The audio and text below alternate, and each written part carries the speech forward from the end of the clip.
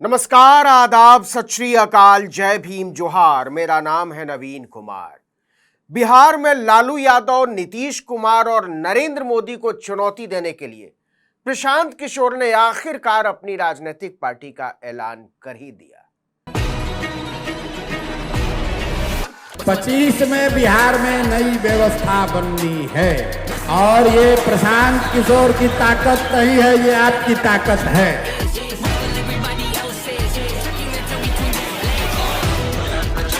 जन सुराज जिद है युवाओं का, जन सुराज हमारा संकल्प है, जन सुराज एक नई व्यवस्था है। ऐन विधानसभा चुनाव से पहले जन सुराज पार्टी के इस ऐलान की सभा में प्रशांत किशोर ने जबरदस्त जमावड़ा लगाया, पैसा पानी की तरह बहाया और नारा दिया, जय बिहार, जय बिहार, हर घर में सुंदर राज, जन सुराज, जन सुराज।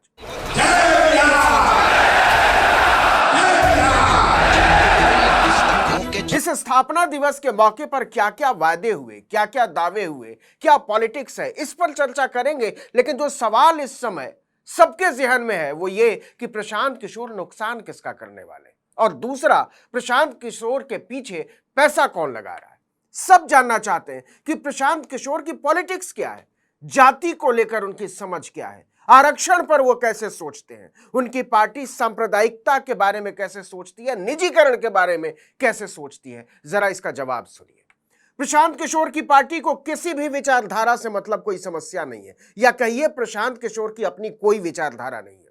दरअसल प्रशांत किशोर ने बिहार के लोगों को कुछ हवाई सपने दिखाए हैं। 2025 में जनता का राज बना है, या आप यूं कहिए कि वो बिहार का अरविंद केजरीवाल बनने की कोशिश कर रहे हैं कि हमारा अपना कोई मकसद ही नहीं है सिवाय इसके कि बिहार को संयुक्त राज्य अमेरिका, यूनाइटेड किंगडम या जर्मनी, जापान के बराबर खड़ा कर दिया जाए। अपने जीवन काल में एक ऐसा बिहार देखें जिस दिन हरियाणा, पंजाब, गुजरात, महाराष्ट्र से लोग बिहार में रोजी रोजगार करने आए, तब मानेंगे कि बिहार में विकास हुआ। होना चाहिए कि नहीं होना चाहिए? होना चाहिए तो हाथ उठाइए सब लोग, बताइए होना चाहिए कि नहीं होना चाहिए? होना चाहिए। प्रशांत किशोर ने बिहार की सारी समस्याओं का समाधान आधे घंटे में सुझा दिया। कैसे पैसा आएगा, कैसे रोजगार मिलेगा, कैसे व्यवस्था बदलेगी और कैसे सत्ता हाथ में आएगी। एक बात जो गौर करने वाली है वो ये कि प्रशांत किशोर ने बहुत महीन तरीके से निजीकरण की तरफदारी कर दी है, कर्जदार बनाने की पॉलिटिक्स बिहार के लोगों को। इस होशियारी पर आगे चर्चा करेंगे, लेकिन पहले वो बात जो बिहार के हर नागरिक की सबसे कमजोर नस है। इसका जवाब पूरी दुनिया में कोई नाम कैसे दे सकता है। प्रशांत किशोर ने बहुत स्मार्ट तरीके से लोगों से अपनी सोच के पक्ष में हामी भरवा ली और भरवाते रहे।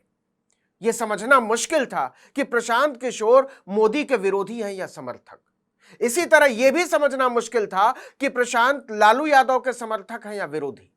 प्रशांत किशोर ने ऐसे दिखाया जैसे बिहार की सारी समस्याओं की जड़ शराबबंदी है, और जब तक दारू के सारे ठेके खोले नहीं जाएंगे, अच्छी शिक्षा के दरवाजे नहीं खुल सकते। यह बात ठीक है कि हजारों लोग जनसुराज पार्टी की स्थापना दिवस के मौके पर जुटे थे, लेकिन उनसे हामी भरवाने के लिए प्रशांत किशोर को कड़ी मशक्कत करनी पड़ रही थी। तो और कुछ हो या न हो, आपके बच्चों के लिए पढ़ाई, रोजगार जरूर हो जाएगा। होना चाहिए ना? ऐसे सूत कर बैठिएगा तो बात नहीं करेंगे, गला फंसा हुआ है। होना चाहिए कि नहीं होना चाहिए? और कुछ हो या नहीं, पढ़ाई, रोजगार होना चाहिए कि नहीं होना चाहिए? प्रशांत किशोर एक शुद्ध एनजीओवादी कार्यकर्ता की तरह बोल रहे थे, जो समाज के कैपेसिटी बिल्डिंग को लोकतांत्रिक जिम्मेदारियों के विकल्प की तरह पेश किया करते हैं। हमने ऊपर प्रशांत किशोर की होशियारी की बात की थी कि कैसे वो एक कॉरपोरेट एजेंट की तरह बात कर रहे थे। उन्होंने एक बार भी नहीं कहा कि नौकरी रोजगार देने में सरकार की जिम्मेदारी कितनी होगी। वो एक ऐसी बात कर रहे थे जो बिहार की गरीब जनता के साथ एक बहुत बड़ा धोखा होगा। पहले दलील सुनिए। पिछले साल बिहार में आपने, हमने, बिहार की जनता ने बिहार के बैंकों में पैसा जमा किया 4,61,000 करोड़ रुपया। आपने हमने मिलकर कितना पैसा जमा किया? 4,61,000 करोड़। और बैंकों ने आपको हमको ऋण कितना दिया, लोन कितना दिया? 1,61,000 करोड़। बाकी 3 लाख करोड़ रुपया कहां गया? ये कोई चर्चा नहीं कर रहा है। हम आपको बताते हैं कहां गया। बैंकों ने ये पैसा, आपका हमारा गरीब बिहार का पैसा यहां से उठाकर गुजरात में, तमिलनाडु में, कर्नाटक में, आंध्र प्रदेश में भेज दिया। रिजर्व बैंक का आंकड़ा है, वो कहता है कि बिहार में अगर 100 रुपया लोग जमा करते हैं बैंक में, तो बैंक वाला 40 रुपया वापस लोन देता है। और गुजरात में अगर गुजराती 100 रुपया बैंक में जमा करता है तो उसको 90 रुपया वापस लोन मिलता है।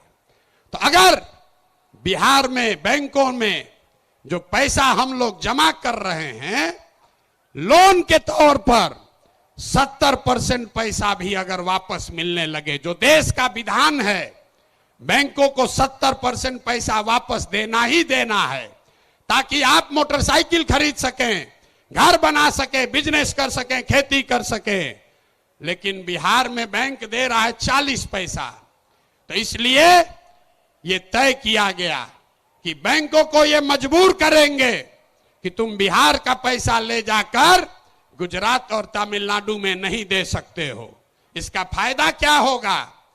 हर साल 2.5 लाख करोड़ रुपया, ध्यान रखिए, हर साल 2.5 लाख करोड़ रुपया बिहार के युवाओं को, यहां के किसानों को, यहां के महिलाओं को रोजी रोजगार करने के लिए लोन के तौर पर 4% सालाना ब्याज पर दिया जाएगा, ताकि हर आदमी अपने अपने घर में रोजी रोजगार कर सके।